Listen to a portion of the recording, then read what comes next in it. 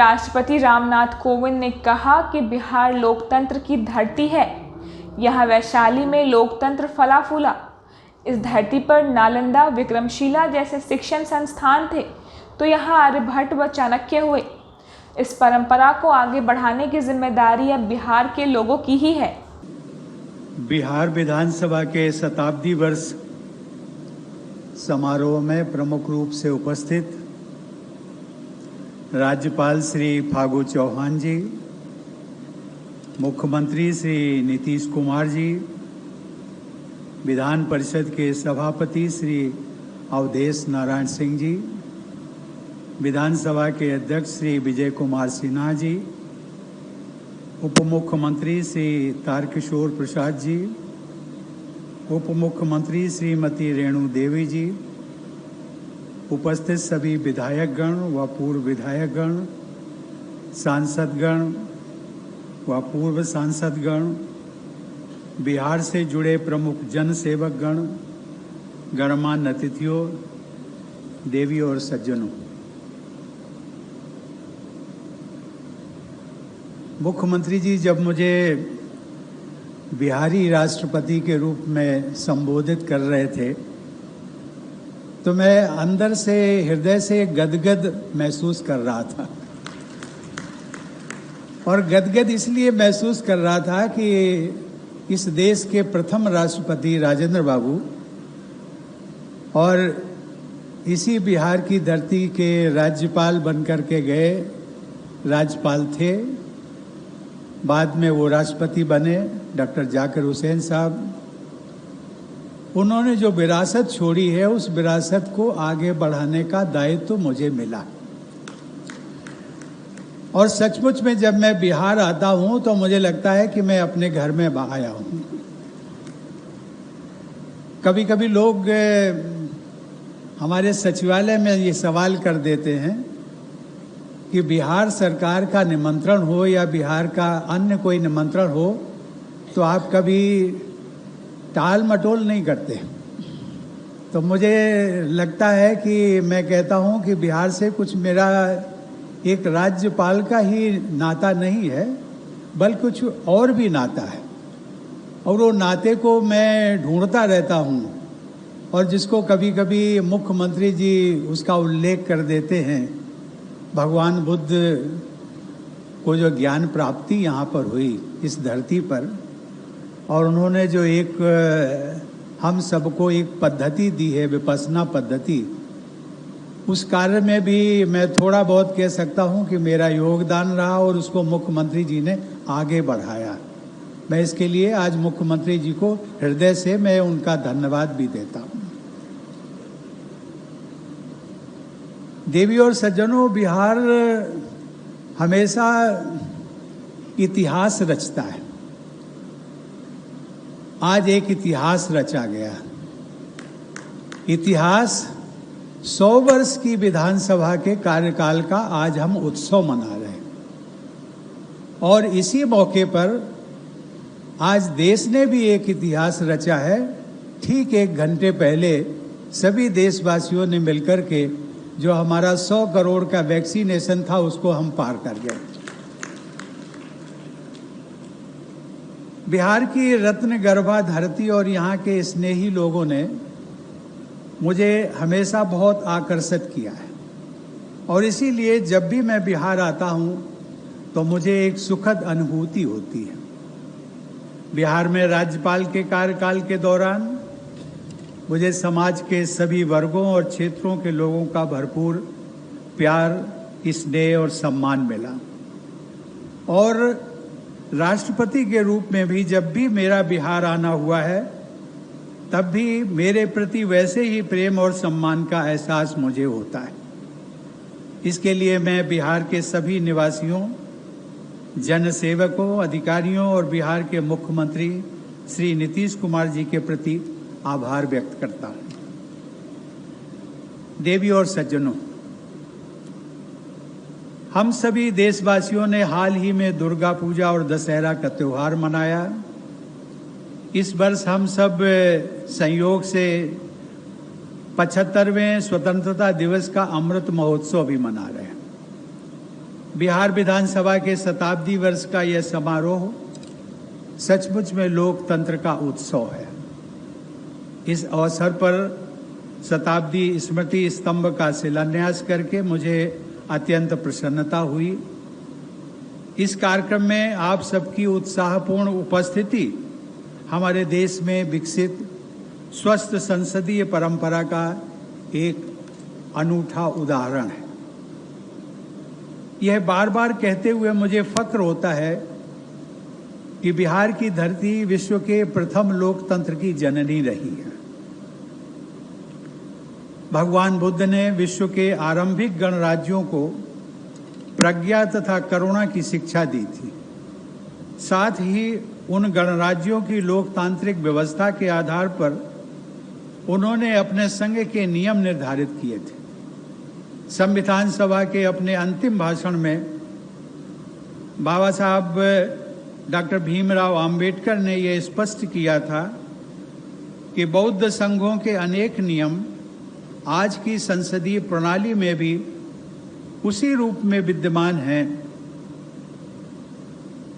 आज महाबोधि के पौधे का इस परिसर में प्रत्यारोपण करके भी मैं स्वयं को सौभाग्यशाली अनुभव कर रहा हूं।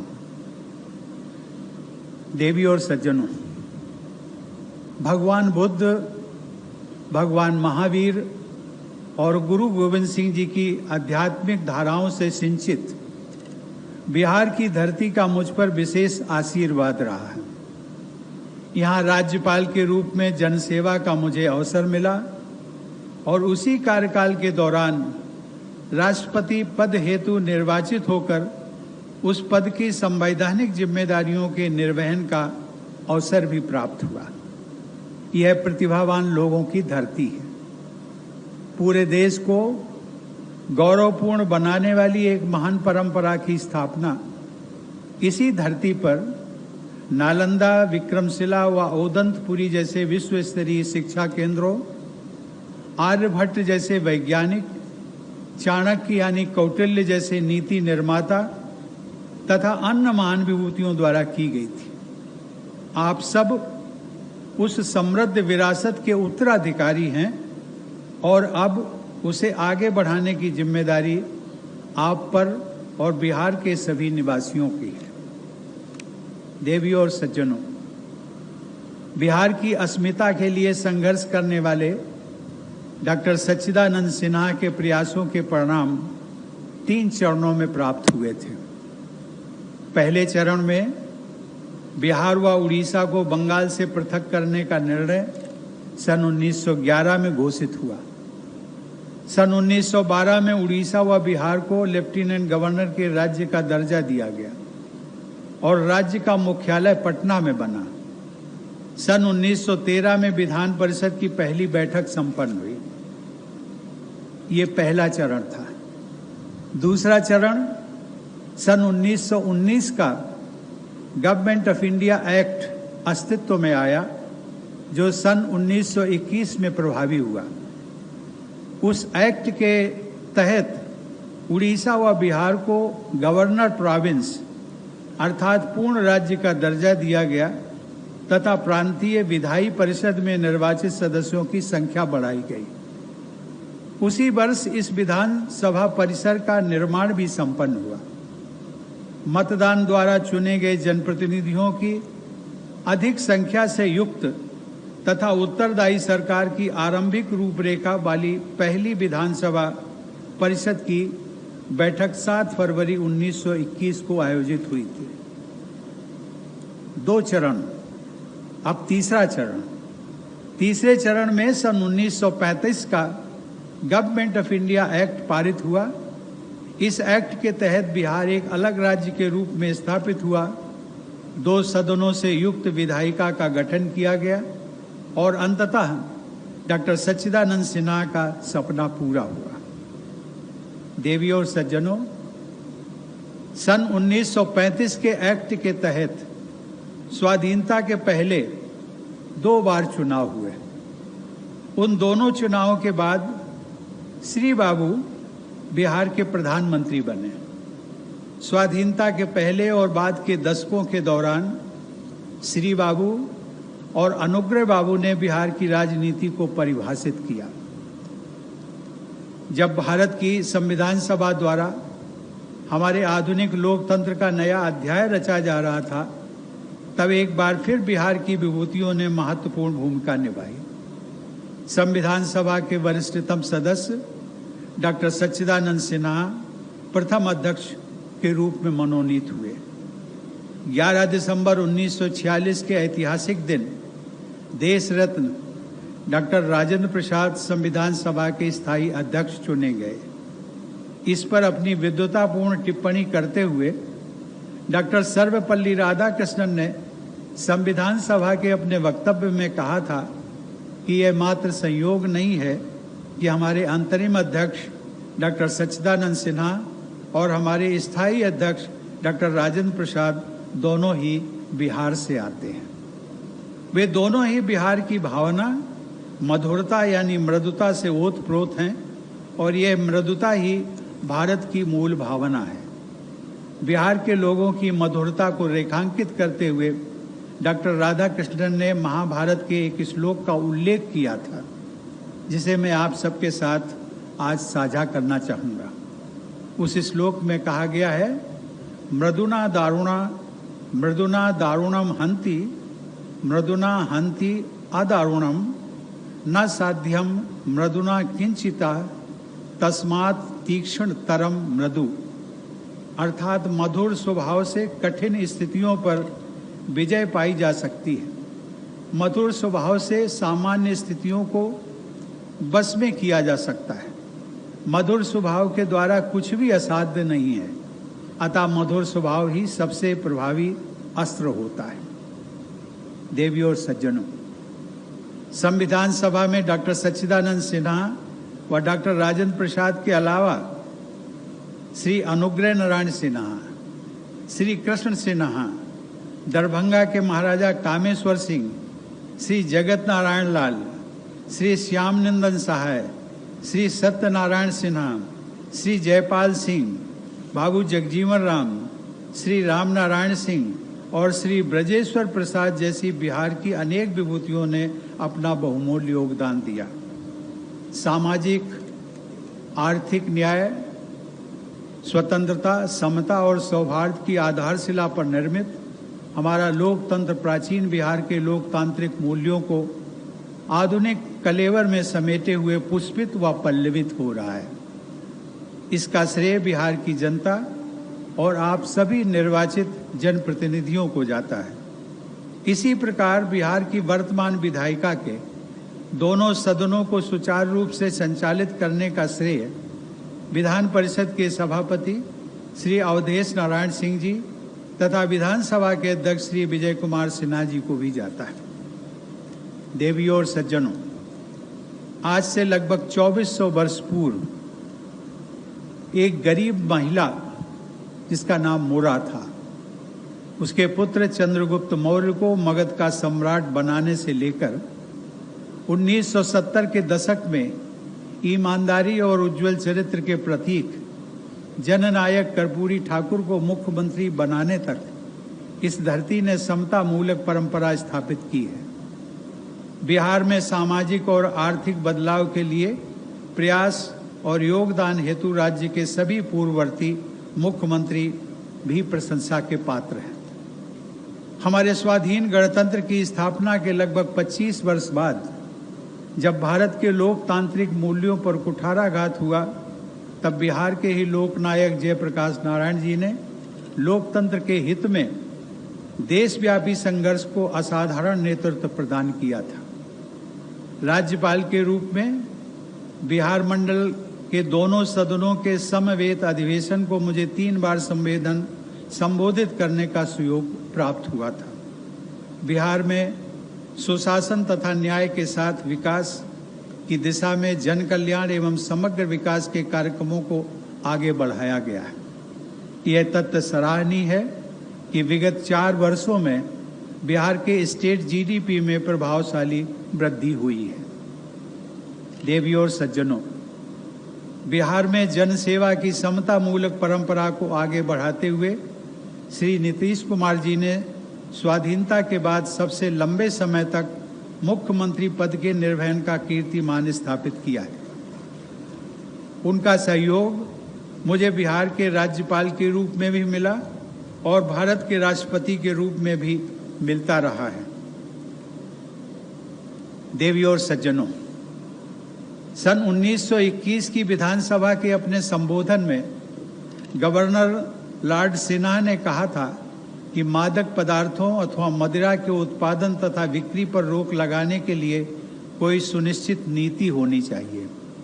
हमारे संविधान में राज्य के नीति निर्देशक तत्वों के तहत लोक स्वास्थ्य को सुधारने का राज्य का कर्तव्य स्पष्ट रूप से उल्लिखित है। इस कर्तव्य में मादक पेय और स्वास्थ्य के लिए हानिकारक पदार्थों के सेवन का निषेध करना भी शामिल है। गांधी जी के सिद्धांतों पर आधारित इस संवैधानिक अनुच्छेद को बिहार विधानसभा द्वारा कानून का दर्जा देकर लोक स्वास्थ्य तथा समाज, विशेषकर कमजोर वर्ग की महिलाओं के हित में एक बहुत कल्याणकारी अधिनियम बनाया गया। उस अधिनियम को कानून का दर्जा प्रदान करने का अवसर मुझे भी मिला था। देवियों और सज्जनों, कुछ ही दिनों बाद हम सभी देशवासी दीपावली और छठ का त्यौहार मनाएंगे। छठ पूजा अब एक ग्लोबल फेस्टिवल बन चुका है। नवादा से न्यू जर्सी तक और बेगूसराय से बोस्टन तक छठी मैया की पूजा बड़े पैमाने पर की जाती है। यह इस बात का प्रमाण है कि बिहार की संस्कृति से जुड़े उद्यमी लोगों ने विश्व स्तर पर अपना स्थान बनाया है। मुझे विश्वास है कि इसी प्रकार स्थानीय प्रगति के सभी आयामों पर भी बिहार के प्रतिभावान व परिश्रमी लोग सफलता के नए मानदंड स्थापित करेंगे। प्रिय विधायकगण, राज्य की जनता आप सभी जनप्रतिनिधियों को अपना भाग्य विधाता मानती है और उनकी आशाएं और आकांक्षाएं आप सब पर ही टिकी होती हैं। सभी देशवासियों में, जिनमें बिहार के निवासी भी शामिल हैं, अपने बेहतर भविष्य के लिए उनकी ललक दिखाई पड़ती है। मुझे विश्वास है कि आप सभी विधायकगण अपने आचरण और कार्यशैली से जनता की आशाओं को यथार्थ रूप देने का प्रयास करते रहेंगे। मुझे प्रसन्नता है कि आज आप सब ने सामाजिक अभिशापों से मुक्त, वरदानों से युक्त तथा सम्मानों से पूर्ण बिहार के निर्माण के लिए संकल्प अभियान का शुभारंभ किया है। मेरी एक कामना है कि आप सभी विधायकगण आज इस सदन में लिए गए संकल्पों को कार्यान्वित करें तथा बिहार को एक सुशिक्षित, संस्कारित और सुविकसित राज्य के रूप में प्रतिष्ठित करने के लिए निरंतर प्रयत्नशील बने रहें। आपके ऐसे प्रयासों के बल पर मुझे विश्वास है कि सन 2047 तक, यानी देश की आज़ादी के शताब्दी वर्ष तक, बिहार ह्यूमन डेवलपमेंट के पैमानों पर एक अग्रणी राज्य बन सकेगा। इस प्रकार राज्य की विधायिका की शताब्दी का यह उत्सव सही मानों में सार्थक सिद्ध होगा। गंगा नदी के वरदान से युक्त इस क्षेत्र में आकर मुझे बिहार में जन्मे मनीषी कवि रामधारी सिंह दिनकर द्वारा रचित पंक्तियां याद आती हैं। दिनकर जी ने कहा था, गूंज रहे तेरे इस तट पर गंगे, गूंज रहे तेरे इस तट पर गंगे, गौतम के संदेश, ध्वनित हो रहे इन लहरों में देवी, अहिंसा के संदेश। ऐसे उदांत मूल्यों को बिहार के विधायकगण अपनी कार्यशैली में ढालेंगे और बिहार की विधानसभा राज्य की उन्नति के स्वर्णिम अध्याय लिखेगी। इसी भावना के साथ मैं आप सभी को आगामी त्योहारों के लिए अग्रिम बधाई देता हूं और ईश्वर से प्रार्थना करता हूं कि सभी बिहारवासी प्रगति के उच्च शिखर पर पहुंचे। धन्यवाद। अगर आपने अभी तक हमारे चैनल को सब्सक्राइब नहीं किया है तो तमाम और खबरों के लिए हमारे चैनल को सब्सक्राइब करें और देखते रहें आंखें न्यूज़ 24, नजर हर खबर पर।